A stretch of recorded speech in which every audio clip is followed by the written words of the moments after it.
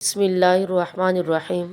صحیح بخاری حدیث نمبر 7563 میں نبی کریم صلی اللہ علیہ وسلم نے فرمایا، دو کلمے ایسے ہیں جو اللہ تبارک و تعالیٰ کو بہت ہی پسند ہیں، جو زبان پر ہلکے ہیں اور قیامت کے دن اعمال کے ترازو میں بوجھل اور باوزن ہوں گے۔ وہ کلمات یہ ہیں: سبحان اللہ و بحمدہ، سبحان اللہ العظیم۔ مشکوٰۃ المصابیح حدیث نمبر 4۔ حضرت ابن عمر رضی اللہ تعالیٰ عنہ بیان کرتے ہیں، رسول اللہ صلی اللہ تعالیٰ علیہ وسلم نے فرمایا، اسلام کی بنیاد 5 چیزوں پر رکھی گئی ہے۔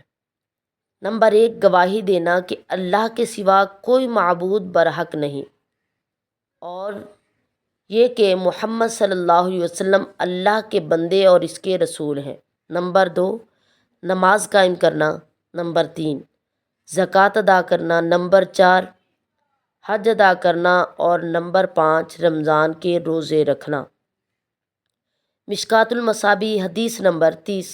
حضرت ابو امامہ رضی اللہ تعالیٰ عنہ بیان کرتے ہیں کہ رسول اللہ صلی اللہ علیہ وسلم نے فرمایا، جس شخص نے اللہ کے لیے محبت کی، اللہ کی خاطر بغض رکھا، اللہ کی رضا کی خاطر عطا کیا اور اللہ کے لیے روک لیا، تو اس نے ایمان مکمل کر لیا۔